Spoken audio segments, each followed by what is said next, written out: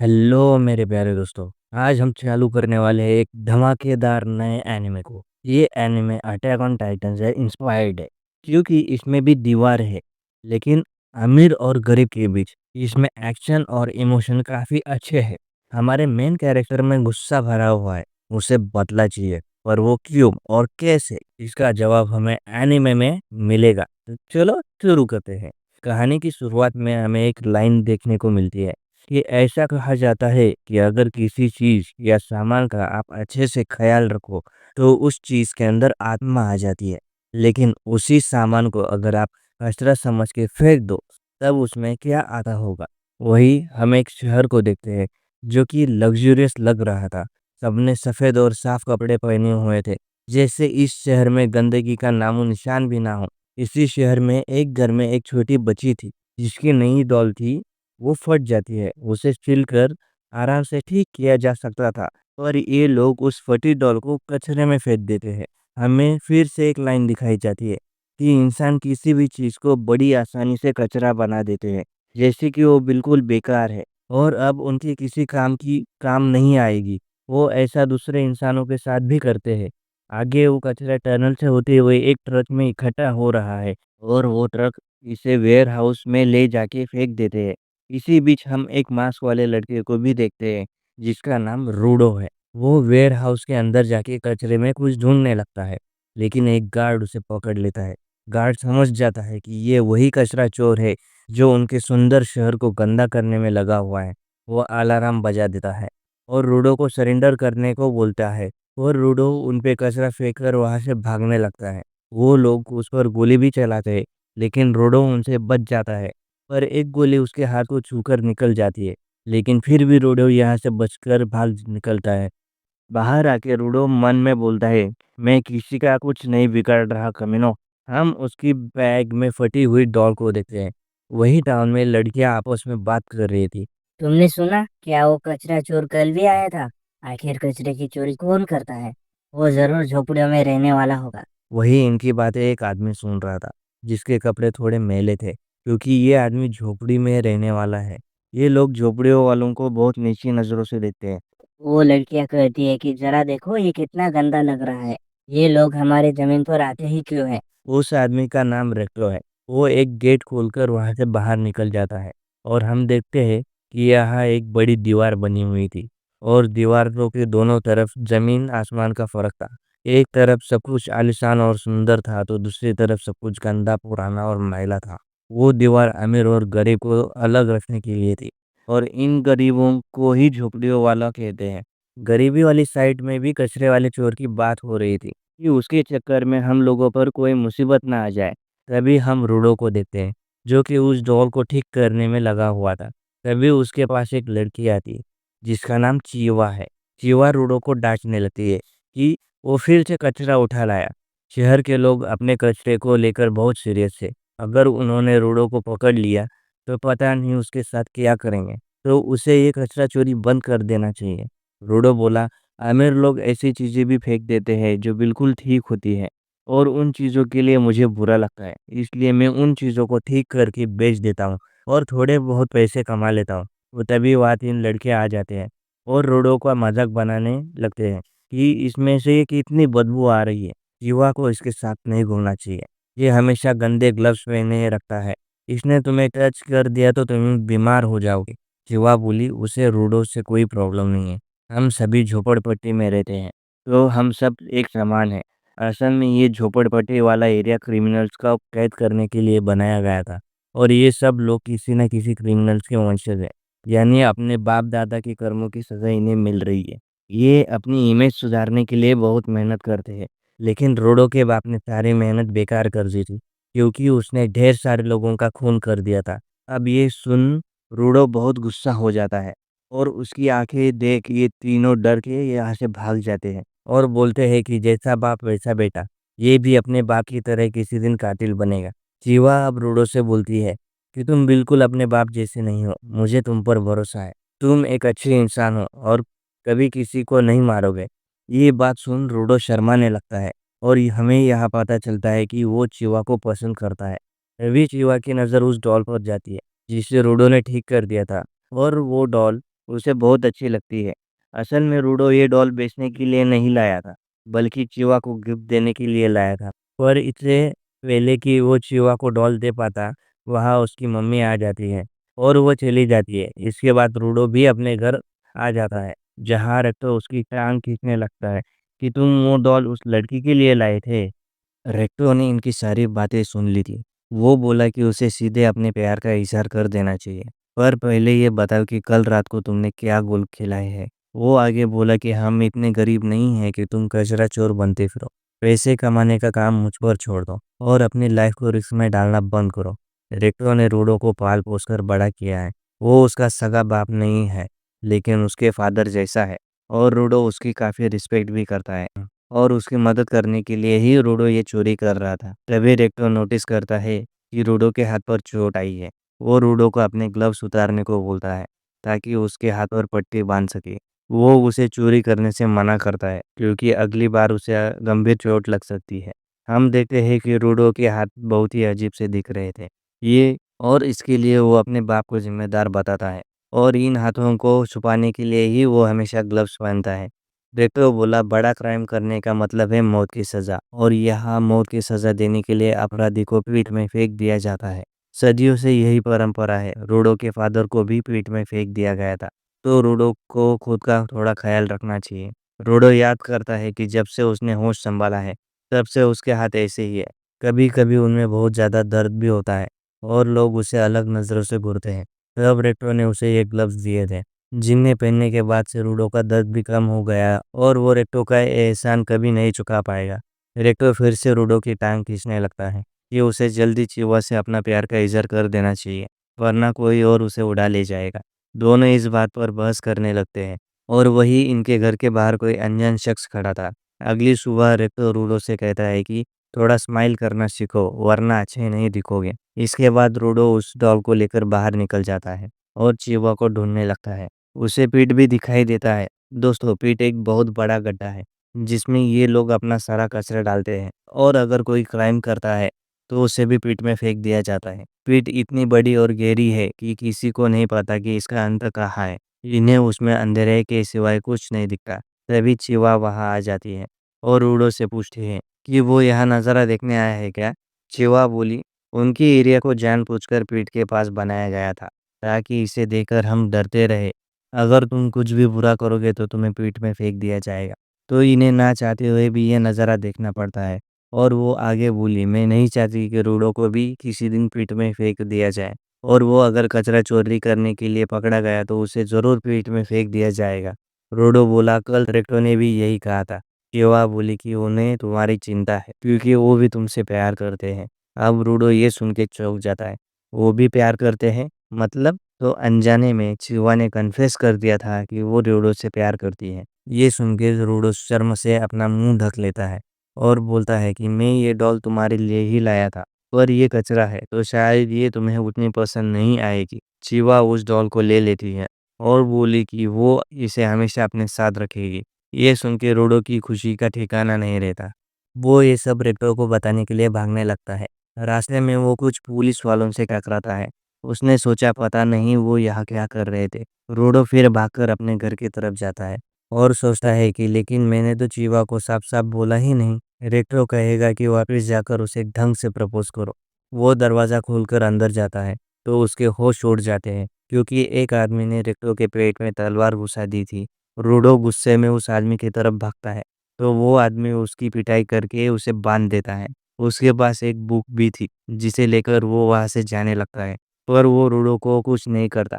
रूडो को रेक्टो की आवाज़ आती है। वो अब भी ज़िंदा था। वो रूडो से बोला, भागो यहाँ से और इस घटिया दुनिया को बदल दो। इतना कहते ही रेक्टो की डेथ हो जाती है। तभी यहाँ पुलिस वाले आकर रूडो को अरेस्ट कर लेते हैं। उन्हें लग रहा था कि रेक्टो ने रूडो को मारा है। रूडो उन्हें समझाने की कोशिश करता है, लेकिन वो उसकी एक नहीं सुनते। आस-पास के लोगों को भी ये बात पता चलती है कि बाप की तरह बेटा भी एक कातिल निकला। थोड़ी ही देर में रूडो को पीठ के पास ले जाया जाता है। इसने ना सिर्फ कचरा चोरी किया, बल्कि किसी की जान भी ली है, जो कि बहुत बड़ा पाप है। भले ही जिसे तुमने मारा है वो एक मामूली झोपड़ी वाला था, लेकिन जो भी मर्डर जैसा पाप करेगा वो इस पावन धरती पे रहने लायक नहीं है, और इसलिए रूडो को मौत की सज़ा सुनाई जाती है। और कहा जाता है कि इस कचरे को तुरंत ही पिट में फेंक दिया जाए। टाउन के लोग भी यही नारे लगा रहे थे। रोडो को तो समझ नहीं आता कि ये सब क्या हो गया।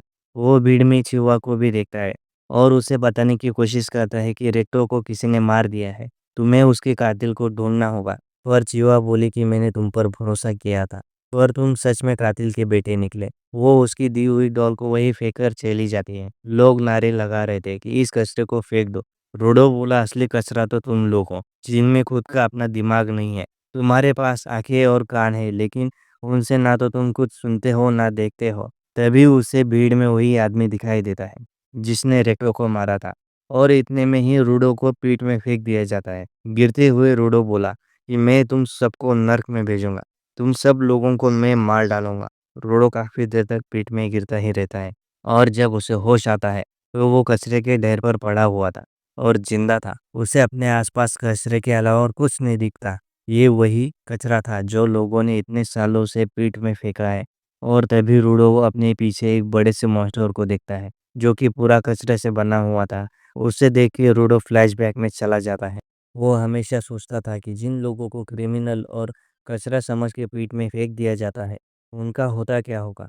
शहर के लोग बात कर रहे थे कि एक और झुपड़ी वाले को पीठ में फेंक दिया गया। पता नहीं ये लोग इतने क्राइम करते क्यों है।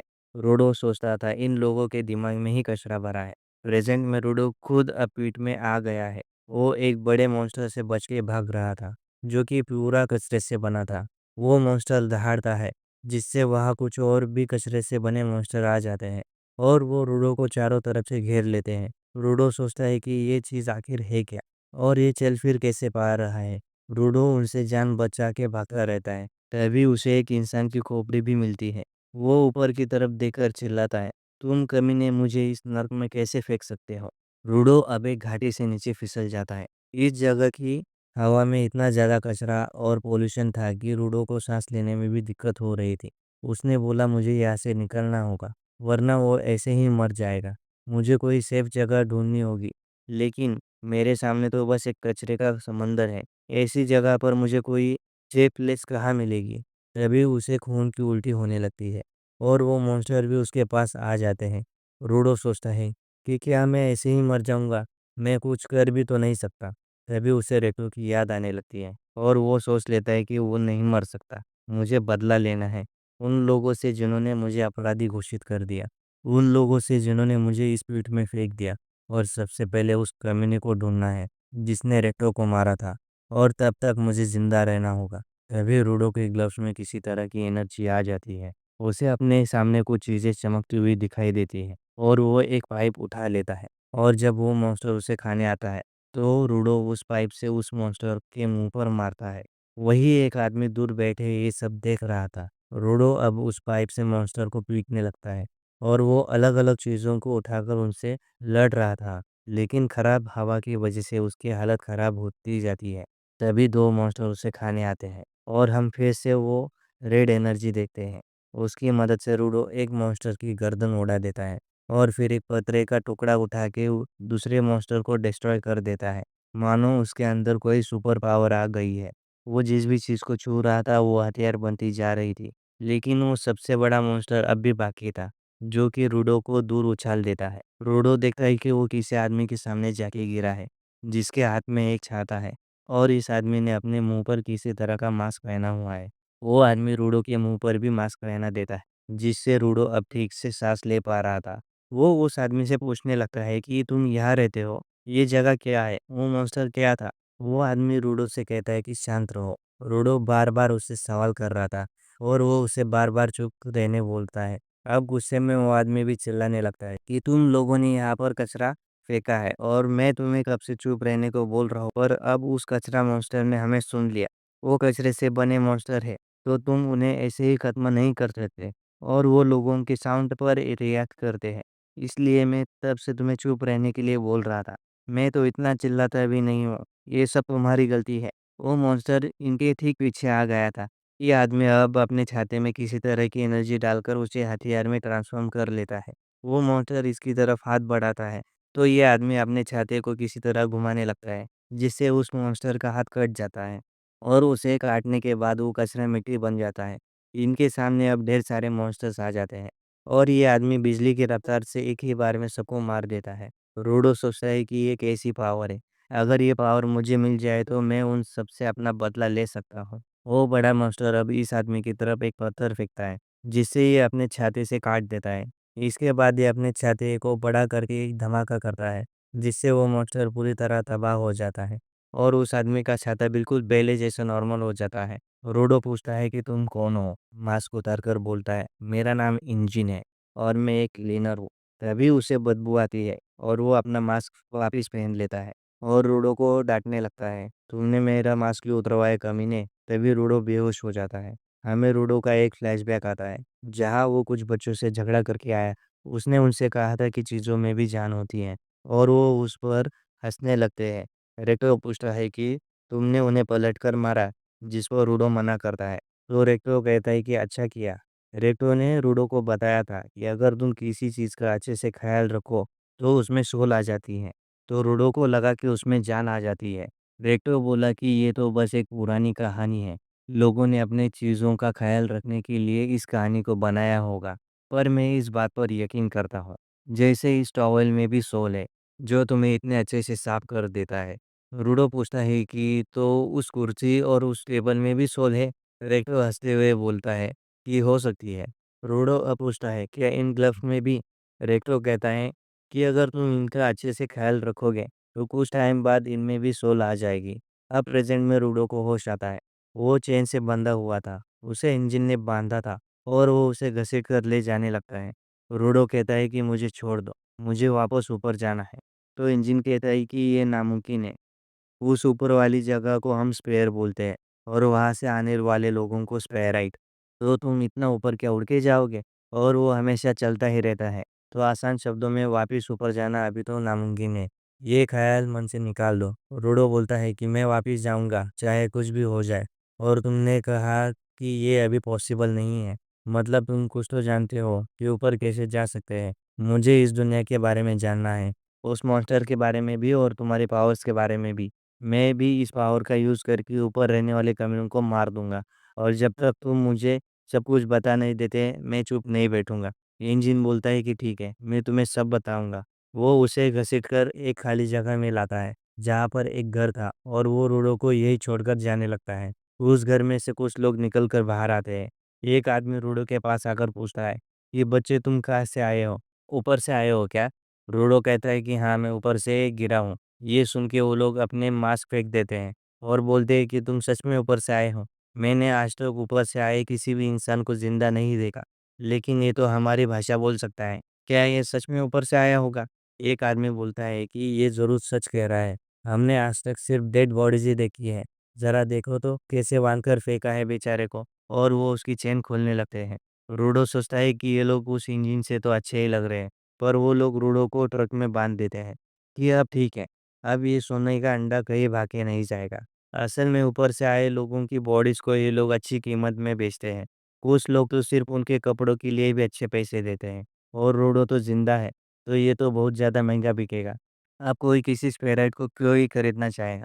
क्योंकि ये लोग इनसे नफ़रत करते हैं। तुम लोग अपना सारा कचरा यहाँ नीचे फेंक देते हो, जिससे यहाँ की हवा ज़हरीली बन गई है, बल्कि उनमें मॉन्स्टर भी बनने लगे हैं। कई लोग मॉन्स्टर के हाथों मारे गए। जहरीले हवा की वजह से मारे गए, लोगों को अपने घर छोड़ने पड़े। इसीलिए हम ऊपर वालों से बहुत नफ़रत करते हैं और अब तुम्हें टॉर्चर किया जाएगा और सबके सामने तुम्हारा तमाशा बनाया जाएगा। तभी वो रूडो के मुँह में कुछ खाना ठूँसने लगता है और कहता है कि कैसा लगा तुम्हें? तो हमारा खाना भी कचरा ही लगता होगा। तुम तो कभी कचरे को हाथ भी नहीं लगाते होंगे। रूडो अब उस आदमी की उँगलियाँ ही चबा जाता है और उस खाने को भी खुद ही खाने लगता है। वो बोला कि ये कचरा नहीं है, इसे अब भी खाया जा सकता है। जिससे भी मैं मिलता हूँ वो मुझे ज्ञान देता है।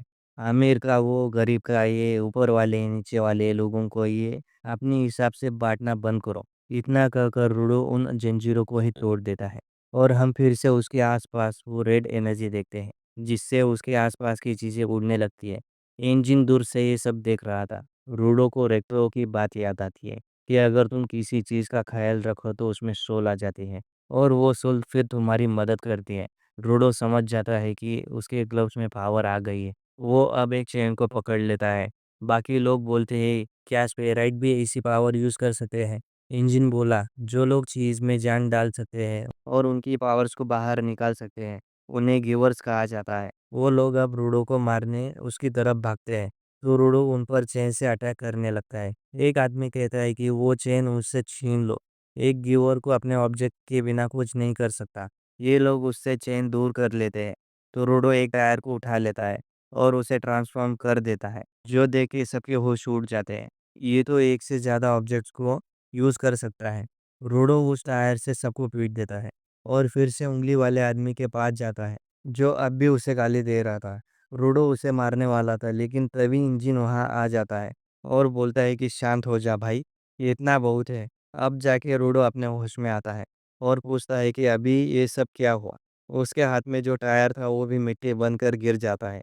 इंजन बोलता है कि मुझे देखना था कि तुम्हारे पास कैसी पावर है। अब मैं तुम्हें इस दुनिया और इस पावर के बारे में सब बताऊंगा। बदले में तुम्हें क्लीनर को ज्वाइन करना होगा। हमें तुम जैसे लोगों की ज़रूरत है। रूडो बोला, मुझे नहीं करना। एक वीरान जगह पर एक आदमी बैठा होता है, जिसका नाम शंका है, जिसे इंजन कॉल करके बताता है कि उसे कचरे के ढेर में एक स्पेशल लड़का मिला है, जिसके अंदर भी पावर्स है और ऐसी पावर्स उसने आज तक किसी और के अंदर नहीं देखी है। इसलिए उसने रूडो को क्लीनर्स में भर्ती कर दिया है। फिलहाल ये लोग एक डॉक्टर के पास आए थे जो रूडो को पट्टी बांध रहा था। रूडो इंजन से कहता है कि मैंने बोला था ना, मुझे तुम्हारी टीम ज्वाइन नहीं करनी है, मुझे वापस ऊपर जाना है। तभी वो डॉक्टर चिल्लाने लगता है, बच्चे, तुम उस कचरे के ढेर की तरफ गए ही क्यों थे? थोड़ी देर और उस हवा में सांस लेते तो ऊपर का टिकट कट जाता, और फिर तुम्हें गुंडों ने भी किडनैप कर लिया। तुम्हें तो इस भले आदमी का शुक्रिया करना चाहिए। और मैं कोई बुरा आदमी नहीं, बल्कि बुरी औरत हूँ। रूडो का इलाज हो गया था। दोनों बाहर आ जाते हैं और इलाज के पैसे इंजन ने दिए थे। रूडो उसे थैंक यू बोलता है और कहता है कि मुझे तुम्हारी टीम ज्वाइन नहीं करनी, मुझे बस जानकारी चाहिए वापिस ऊपर जाने की। इंजन बोलता है कि उन गुंडों को देखकर तो तुम समझ गए होंगे कि यहाँ पर लोग ऊपर वालों से कितनी नफरत करते हैं। तो अगर किसी को पता चल गया कि तुम ऊपर से आए हो तो तुम्हारी वाट लग जाएगी। यहाँ पर जानकारी फ्री में नहीं मिलती, तो अपना मुंह बंद रखो और मेरे पीछे चलते रहो। ये लोग अब एक जगह पर आकर खाना खाने रुकते हैं और रोडो को भूख भी लगी थी। रोडो सोचता है कि उसे लगा था कि पेट में कचरे के अलावा और कुछ नहीं है, लेकिन यहाँ तो शर बसे हुए हैं जिनमें लोग रहते हैं। इंजन अब रोडो को एक्सप्लेन करता है कि यहाँ पर एनिमा नाम की एक एनर्जी होती है जो टाइम के साथ इकट्ठा होती है, और वो कचरा मॉन्स्टर इस एनिमा एनर्जी से ही बने होते हैं। वो इंसानों को देखते ही उन पर हमला कर देते हैं। ज़्यादातर तो वो कचरे में ही रहते हैं, लेकिन कभी कभी शहर में भी घुस जाते हैं। आम हथियारों से इन मॉन्स्टर्स को नहीं मारा जा सकता, लेकिन तुम्हारे ग्लव्स ज़रूर उन्हें मार सकते हैं। एग्जाम्पल के तौर पे, जैसे एक शेफ के पास उसका पसंदीदा चाकू होता है जिसकी वो सालों तक धार तेज करता है, या एक राइटर के पास उसका पेन होता है। वैसे ही जब कोई भी इंसान अपनी किसी चीज़ का काफ़ी समय तक अच्छे से ख्याल रखता है, तो उस सामान के अंदर आनिमा आ जाता है। ऐसे हथियार को वाइटल इंस्ट्रूमेंट कहा जाता है। जैसे इंजन के पास उसका छाता है और रूडो के पास उसके ग्लव्स। क्योंकि वो मॉन्स्टर्स आनिमा से बने हैं, तो उन्हें आनिमा वाले हथियार से ही हराया जा सकता है। लेकिन बहुत कम लोग ही अपने पावर्स को बाहर निकाल पाते हैं। हम जैसे लोगों को ही गिवर्स कहा जाता है। रोडो मन में सोचता है कि रेक्टो हमेशा सच कहता था कि किसी चीज़ का अच्छे से ख्याल रखो तो उसमें सोल आ जाती है। इंजन कहता है कि क्लीनर्स एक टीम का नाम है जो कचरे से बने मॉन्स्टर से लड़ते हैं, और उन्हें रूडो जैसे और भी गिवर्स की तलाश है। रूडो पूछता है कि अगर मैं तुम्हारी टीम ज्वाइन करता हूँ तो क्या तुम मुझे ऊपर जाने का रास्ता दिखाओगे? इंजन बोलता है कि ऊपर कैसे जाते हैं इसके बारे में मुझे घंटा कुछ नहीं पता। ये सुन के रूडो उस पर गुस्सा करने लगता है, लेकिन इंजन कहता है कि हमारे बॉस को काफ़ी चीज़ों की जानकारी है, उसे ज़रूर पता होगा। इसलिए रूडो को उसके बॉस से मिलना पड़ेगा। इंजन अब पूछता है कि ये ग्लव्स तुम्हें किसने दिए थे? रूडो कहता है कि मेरे फादर ने, और ये ग्लव्स उनकी आखिरी निशानी है। इंजन कहता है कि तो इसलिए तुम इतना ख्याल रख रहे हो, तुम्हारे ग्लव्स में सॉल है। अब ये सुन रूडो को रेक्टो की याद आ जाती है। तभी इंजन का फ़ोन बजने लगता है और वो यहाँ से जाने लगता है।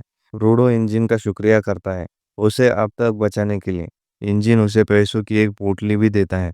ये पैसे उसे रूडो के कपड़े बेचने से मिले थे, और इनमें से ही उसने हॉस्पिटल और खाने का बिल चुकाया है। जो सुन रूडो को गुस्सा आता है इंजन कहता है कि वैसे भी उन कपड़ों में लोग तुम्हें तुरंत पहचान जाते हैं कि तुम ऊपर से आए हो। अब मैं तुम्हारे होने वाले ट्रेनर से मिलने जा रहा हूँ, तुम यही मेरा इंतजार करो। रूडो मन में सोचता है कि एक बार मुझे ऊपर जाने का रास्ता मिल जाए, इसकी टीम को तो मैं लात मार के जाऊंगा। तभी यहाँ एक बिल्ली आती है और रूडो की पोटली उठाकर भागने लगती है। रूडो उसके पीछे एक गली में जाता है और वहां रखी एक लाठी को उठा के भागने लगता है और बिल्ली को पकड़ लेता है और पोटली ले लेता है। ये लाठी असल में झमका की थी। वो रूडो से लाठी वापस मांगता है। रूडो सोचता है कि इसे ये फालतू की लाठी क्यों चाहिए, तो झमका रूडो से लाठी छीन लेता है। रूडो उसके कपड़े पर लगा बैज देखकर समझ जाता है कि ये आदमी भी इंजन की तरह क्लीनर है और इसका वाइटल इंस्ट्रूमेंट ये लाठी है। झंका अब उस लाठी को घुमाते हुए कहता है कि तुम्हारी हिम्मत कैसी हुई मेरे खजाने को चुराने की, तुम्हें तो सबक सिखाना पड़ेगा। वो अपनी लाठी को लोहे की रॉड में ट्रांसफॉर्म कर लेता है और रूडो पर हमला कर देता है और कहता है कि चोरी करने पर उसका फल भी भुगतना पड़ता है रूडो। अब रूडो पूछता है कि तुम्हें मेरा नाम कैसे पता। झंका कहता है कि इंजिन ने तुम्हारे बारे में बताया था और मैं नया ट्रेनर हूँ। सोचा नहीं था कि इतनी मामूली बात तुम्हें सिखानी पड़ेगी, चोरी करना गलत बात होती है। रूडो कहता है कि मैं तो बस उस बिल्ली से अपने पैसे लेने की कोशिश कर रहा था। झंका कहता है कि लगता है तुम्हारे बाप ने तुम्हें अच्छे संस्कार नहीं दिए। अब ये सुन के रूडो भी भड़क जाता है और उसे रेक्टो की बात याद आती है। अगर तुम चाहते हो कि कोई तुम्हारी बात सुने तो उसे शांति से बात करके देखो। तुम्हें ठंडे दिमाग से ये सोचना होगा कि सामने वाले के मन में क्या चल रहा है। अब रूडो सोचता है कि मैंने इसकी छड़ी चुराई थी तो इससे गुस्सा आएगा ही। अगर कोई मेरे ग्लव्स चुरा लेता तो मैं भी यही करता। रूडो अब झंका से माफी मांगता है। उसे पता नहीं था कि ये लाठी उसके लिए कितनी खास है। ये सुनते ही झंका का गुस्सा शांत हो जाता है और वो भी रूडो से माफी मांगता है कि ये मेरा खजाना है तो मैं थोड़ा ज्यादा गुस्सा हो गया था। अब ये देख रूडो हैरान हो जाता है कि बातचीत करने से मामला ठीक हो गया। जंका अब रूडो को हाथ देकर उठाता है और पूछता है कि तुम्हारा वाइटल इंस्ट्रूमेंट क्या है और तुम उससे क्या कर सकते हो। रूडो उसे अपने ग्लव्स दिखाता है और कहता है कि मुझे नहीं पता कि ये क्या कर सकते हैं। जंका बोलता है कि तुम्हारे ग्लव्स तो एकदम धांसू है। वो ये भी पूछता है कि वो क्लीनर्स क्यों ज्वाइन कर रहा है, जिस पर रूडो कहता है कि वो बस उनकी हेल्प कर रहा है, जैसे ही उसका मकसद पूरा हो जाएगा वो चला जाएगा। रूडो मन में सोचता है कि ये तो एकदम से ही अलग इंसान लग रहा है, शायद ये मुस्कुरा रहा है। इसीलिए उसे फिर से रेक्टो की बात याद आती है कि उसे भी थोड़ा स्माइल करना चाहिए। और अब रूडो को पता चला कि स्माइल से तो इंसान ही बदल जाता है। अब रूडो भी स्माइल करने की कोशिश करने लगता है पर वो बहुत ही अजीब लग रहा था, जो देख के झंका भड़क जाता है। क्या तुम मेरा मजाक उड़ा रहे हो? रूडो कहता है कि मैं तो बस स्माइल कर रहा था। तो झंका बोलता है कि इससे घटिया स्माइल दुनिया में किसी की हो ही नहीं सकती। ये देखकर तो बच्चे भी रोने लगेंगे। रूडो अब मुंह बंद करके स्माइल करता है और ये देखकर तो झंका और भी भड़क जाता है और दोनों लड़ने लगते हैं। जंका कहता है कि इंजन ने तुम्हें स्पेशल कहा तो ज्यादा उड़ो मत। हम लोग रोज यहाँ अपनी जान जोखिम में डाल के मॉन्स्टर से लड़ते हैं और तुम अपने मकसद के लिए हम पे एहसान करने आए हो। वो मकसद जरूर कुछ घटिया सा ही होगा। अब रोडो को टेक्टो के कई आखिरी शब्द याद आते हैं। इस घटिया दुनिया को बदल दो। रोडो अब गुस्से में कहता है कि तुमने मेरे मकसद को घटिया कहा, मैं इसके लिए कुछ भी कर सकता हूँ। तो तुम अपनी जुबान संभाल कर बात करो कमीने। दोनों अब लड़ने के लिए तैयार हो जाते हैं। झंका फिर से अपनी लाठी को ट्रांसफॉर्म कर लेता है और रूडो पास के डब्बे में से एक रॉड निकाल कर उसमें एनर्जी भर देता है। ये देख झंका हैरान हो जाता है क्योंकि उसे लगा था कि रूडो का वाइटल इंस्ट्रूमेंट उसके ग्लव्स है। ये देख झंका समझ जाता है कि रूडो किसी भी चीज को छूकर उसे वाइटल इंस्ट्रूमेंट बना सकता है, इसीलिए इंजिन ने रूडो को स्पेशल कहा था। लेकिन फिर भी झंका को यकीन था कि रूडो उसे नहीं हरा पाएगा। तभी उसकी लाठी ऊपर से आके गिरती है और रूडो को तो ये पता भी नहीं चला कि उसने ये ऊपर कब फेंकी थी। जंका अब रूडो पर हमला कर देता है और रूडो उसके सामने थोड़ा स्लो पड़ रहा था। रूडो अब जंका के गाल पर मारता है पर उसे कुछ नहीं होता और वो रूडो को नीचे गिरा देता है। इसके बाद जंका नोटिस करता है कि उसकी गाल पे तो पट्टी लगी है, यानी कि अब तक रूडो एक टॉयलेट प्लंजर को यूज कर रहा था। रूडो पूछता है कि ये प्लंजर क्या होता है, तो जंका कहता है कि अरे जिससे टॉयलेट साफ करते हैं। रूडो कहता है कि मुझे कुछ नहीं पता, अब मेरी बारी है बदला लेने की। और वो जंका पर उस प्लंजर से हमला करने लगता है और जंका खुद को पॉटी से बचाने की कोशिश करता है और फिर वहां से भाग जाता है। रूडो मन में सोचता है कि पता नहीं, इससे वो डर के भाग गया और वो जंका के पीछे पड़ जाता है। जंका काफी देर तक भागता रहता है और आखिर में रूडो उसे पूरा गंदा कर देता है। थोड़ी देर में यह इंजन आ जाता है और बोलता है कि लगता है तुम दोनों में दोस्ती हो गई। और वो इनके बीच क्या हुआ ये जानकर जोर जोर से हंसने लगता है कि तुमने जंका को पोटी से हरा दिया। जंका अपना मुंह छुपाए बैठा था। अब रूडो ये बात जानकर सदमे में था कि इतनी देर से वो पोटी से लड़ रहा था। इंजन कहता है कि जंका यह ग्राउंड के अमीर बाग के बिगड़ेल बच्चे जैसा है और तुमने उसे पोटी से हरा दिया। वैसे तुम्हारी पहली मुलाकात अच्छी नहीं रही, पर यही बंदा तुम्हारा ट्रेनर है। ये हमारा सबसे काबिल गिवर है जिसे वाइटल इंस्ट्रूमेंट की काफ़ी समझ है और ये तुम्हें भी सिखाएगा। जंका ये सुन हैरान हो जाता है कि इंजन मुझे काबिल समझता है। वही रूडो की नज़र कार के पीछे जाती है जहाँ एक लड़की लेटी हुई थी और इसका नाम रियो है और ये भी एक क्लीनर है। रियो रूडो के बालों को छूने लगती है और पूछती है कि तुमने अपने बाल डाई किए हैं। रूडो अब शर्माने लगता है। एक लड़की मेरे बालों से खेल रही है। यहाँ की जिंदगी तो मस्त है यार। तभी इंजन कहता है कि अब हम घर जा रहे हैं, यानी क्लीनर्स हेडक्वार्टर। ये लोग एक बंजर शहर से होते हुए एक टनल में जाते हैं और टनल की दूसरी तरफ क्लीनर्स का हेडक्वार्टर था। रिसेप्शन पर इन्हें सैमियो नाम की एक लड़की मिलती है जो अश्लील मैगजीन पढ़ने में बिजी थी। रियो और झंका रूडो को अभी के लिए गुड बाय बोलकर वहां से चले जाते हैं। इंजन बोलता है कि पहले सैमियो रूडो को चेक करेगी। रूडो के सामने दो मक्खी उड़ रही थी जिन्हें सैमियो अपनी चम्मच से ही मार देती है। वो बोले कि इंजन ने तुम्हारे बारे में सब बता दिया है, कि वो कहाँ से आया है और उसमें कितना पोटेंशियल है। इंजन बताता है कि सैमियो का वाइटल इंस्ट्रूमेंट उसका चश्मा है जो उसका विजन एनहांस करते हैं, जिससे वो किसी भी इंसान के अंदर झांक के देख सकती है। सैमियो अब रूडो के अंदर देखती है तो उसे अंधेरा दिखाई देता है जिससे वो थोड़ी डर जाती है, पर वो इंजन से कहता है कि इसका शरीर काफ़ी स्ट्रांग है तो हमें इसे ज़्यादा ट्रेनिंग नहीं देनी पड़ेगी और इसका वाइटल इंस्ट्रूमेंट भी काफ़ी अच्छा है, लेकिन इसे उसकी पावर का यूज़ करना सिखाना पड़ेगा। और भी पूछता जो सैमियो नहीं बताती और रूडो से कहती है कि तुम्हारी गर्दन के पीछे पट्टी लगी है। ये सुन इंजन हंसने लगता है, इसलिए इसके पास मक्खियाँ उठ रही थी। इसके बाद इंजन रूडो को बॉस के पास ले जाने लगता है। वो समझ गया था कि कुछ तो है जो सैम्यू नहीं बता रहे। रास्ते में इंजन रूडो को बताता है कि उनकी टीम में टोटल 100 क्लीनर्स है जिन्हें 3 हिस्सों में बांटा गया है, कॉम्बेटेंट, सेंटिनल और सपोर्टर्स। लेकिन सभी अपने मिशन पर इधर उधर गए हुए हैं, इसलिए उन्हें एक साथ देखना काफ़ी मुश्किल है। वो एक कमरा खोलता है ताकि कुछ क्लीनर्स को रूडो से मिलवा सकें, लेकिन इसमें तो बहुत सारे लोग थे जिन्हें देख इंजन वापस दरवाज़ा बंद कर लेता है।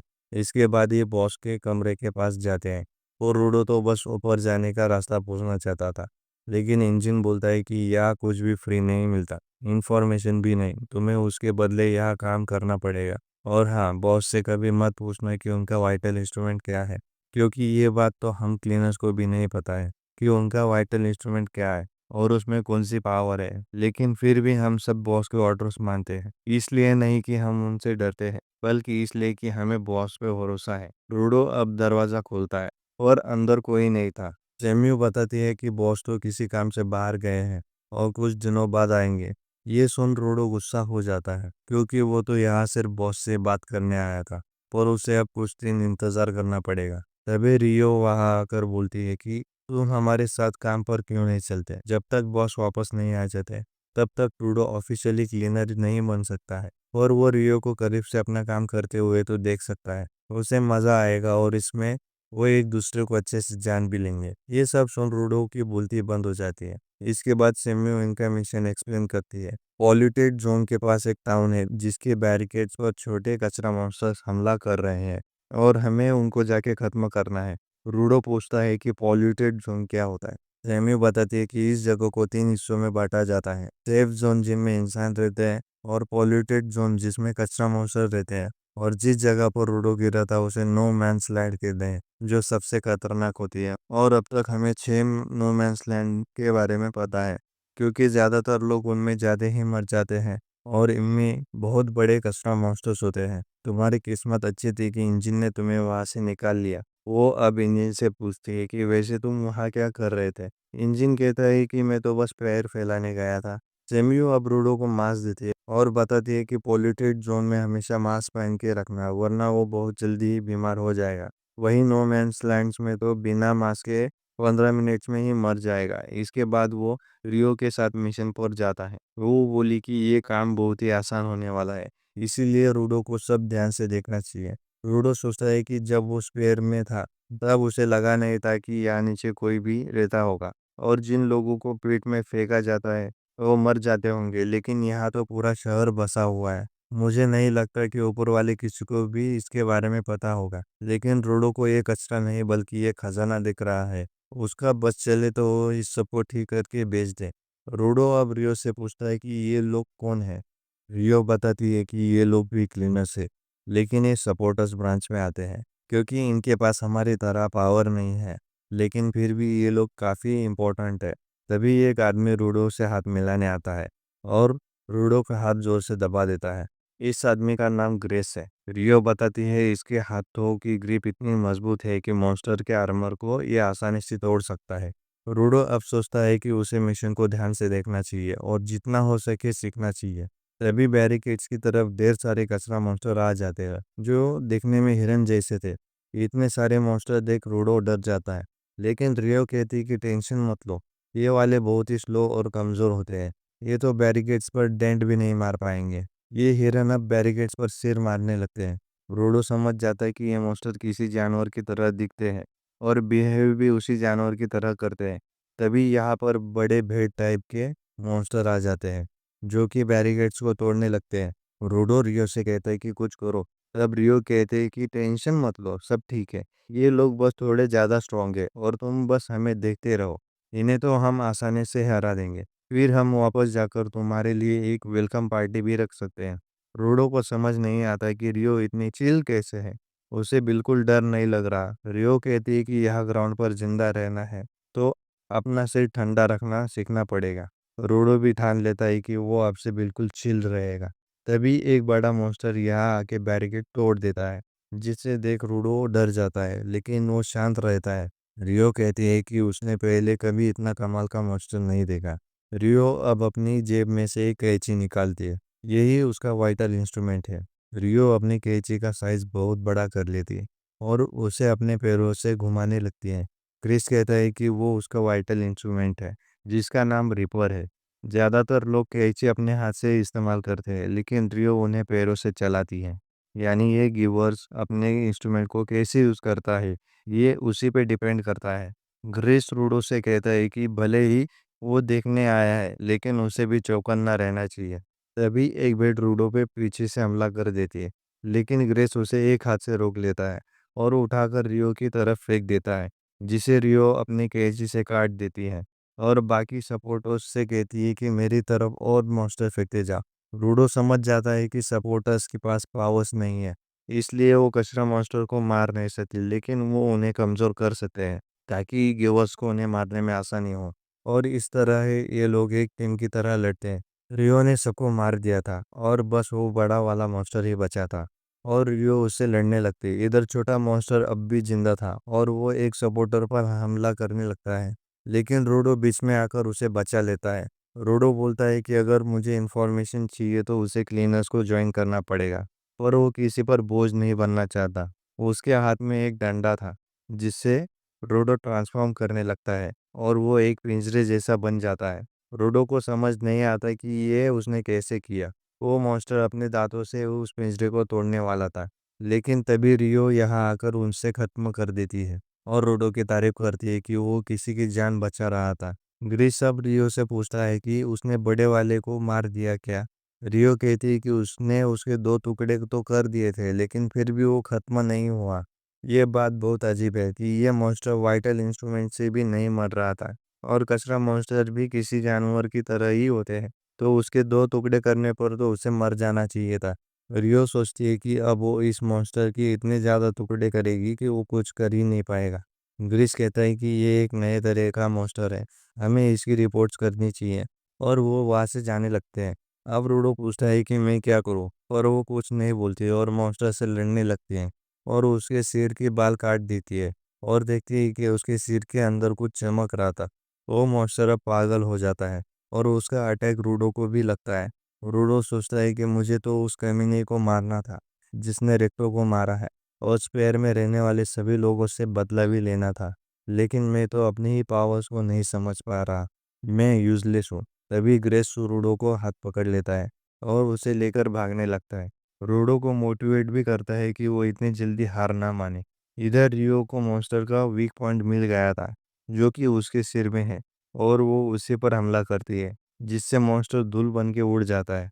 रियो बताती है कि उसने इस चीज पर हमला किया, जिससे वो मॉन्स्टर मर गया।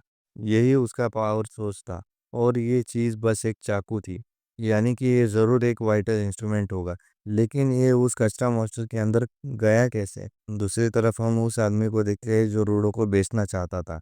वो खुद को एक बंद कमरे में पाता है, और उसके सामने एक हुडी वाला शख्स बैठा हुआ था, और वो इससे रूडो के बारे में पूछने लगता है कि जो लड़का ऊपर से आया था वो अब कहाँ है। हम झंका को देखते हैं, जिससे कमरे में से शोर सुनाई दे रहा था। वो दरवाजा खोलता है तो अंदर सभी क्लीनर्स पार्टी कर रहे थे। वो रियो से पूछता है कि यहाँ चल क्या रहा है, तो वो बताती है कि वो रूडो के लिए वेलकम पार्टी कर रहे हैं। वो देखता है कि रूडो एक टेबल पर सिर नीचे करके बैठा है। रियो बताती है कि कल की फाइट में वो अपनी पावर्स यूज नहीं कर पा रहा था, इसीलिए उसका मूड खराब है। जंग का फाइट के बारे में पूछता है तो रियो बताती है कि उनका सामना एक बड़े से ट्रैश बीस्ट से हुआ था, लेकिन उसका कोर एक ऑब्जेक्ट था जो एक वाइटल इंस्ट्रूमेंट था, और उससे बना हुआ मॉन्स्टर काफी ज्यादा स्ट्रॉन्ग था। ये बात जान के हमारा दिमाग खराब हो गया, तो वापस आकर हम पार्टी करने लगे, और थोड़ी देर में इंजिन और सेम्यू भी आने वाले हैं। इधर रूडो के पास ग्रीस आता है, और वो बोलता है कि तुमने कल अच्छा काम किया, तुमने फॉलो की जान भी बचाई थी, तो मुंह लटका के क्यों बैठे हो? रूडो बोला, मैं कुछ नहीं कर पाया, इसलिए तुम्हें और रियो को मुझे बचाने आना पड़ा। मैं हमेशा गड़बड़ कर देता हूँ, ठीक जैसे स्पीयर में किया करता था। मैं गुस्से में किसी से भी लड़ लेता था, और फिर रेक्टो को मुझे बचाने के लिए आना पड़ता था।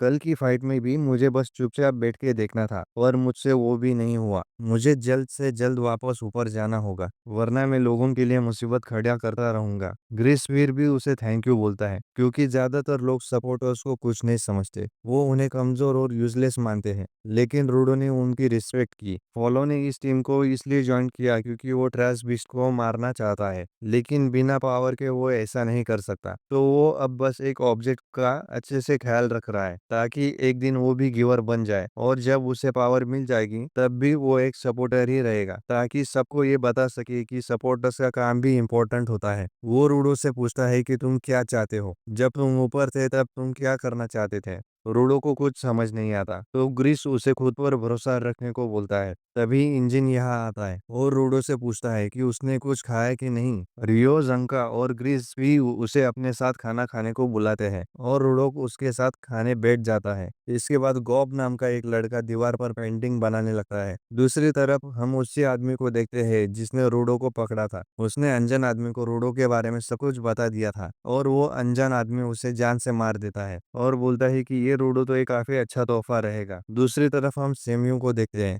जो अपने डेस्क पर आकर बैठती है और टेलीफोन को देखने लगती है। तभी वो टेलीफोन बजता है, और उन्हें एक नया मिशन मिलता है, जिसके लिए जानका और ग्रीस की टीम को जाना था। वो पूछता है कि पर मिशन में रूडो उनके साथ क्यों है? अभी तो वो ऑफिशियल क्लीनर भी नहीं बना है। सेम्यू बताती है क्योंकि इस मिशन से रूडो का कनेक्शन है। एक व्यापारी अपना सामान लेकर पॉल्यूटेड जोन से आ रहा था। रास्ते में उस पर एक ट्रैश बीस्ट ने हमला किया और उसका कीमती सामान चुरा लिया। व्यापारी चाहता है कि हम उस ट्रैश बीस्ट को मारे और वो कीमती सामान वापस लेकर आए। वो सामान और कुछ नहीं बल्कि एक स्पेयर से आया हुआ एक जिंदा इंसान है, बिल्कुल रूडो की तरह। ये काफी अजीब बात है कि इतने कम टाइम में दो लोग ऊपर से आ टपके हैं। तो उसे लगा कि रूडो इस नए स्पेराइट से मिलना चाहता होगा, शायद उसे ऊपर जाने का कोई क्लू मिल जाए। रूडो सोचता है कि वो अपने पावर्स यूज नहीं करना जानता है, वो बाकी लोगों पर फिर से बोझ नहीं बनेगा, लेकिन वो इतना बड़ा मौका हाथ से नहीं जाने दे सकता, तो वो भी इस मिशन पर जाएगा। सेम्यू बताती है कि वैसे तो वो इनके साथ इंजन को भेजना चाहती थी, पर वो किसी दूसरे काम के लिए गया है,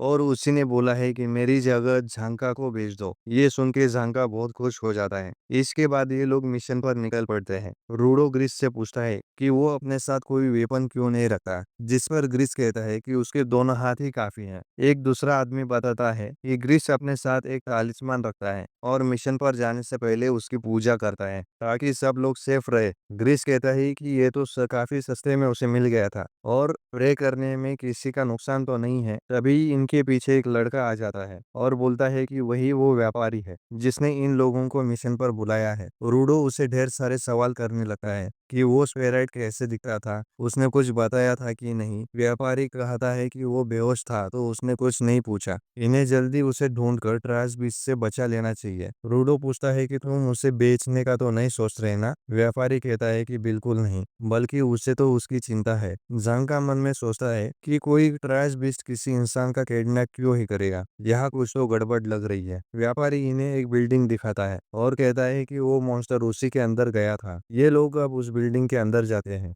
इन्हें वहां कुर्सी पर कोई बैठा हुआ दिखाई देता है। व्यापारी इन्हें पीछे से धक्का देने लगता है कि वही वो स्फेराइट है, जल्दी उसे बचा लो। ये लोग पास जाके देखते हैं और वो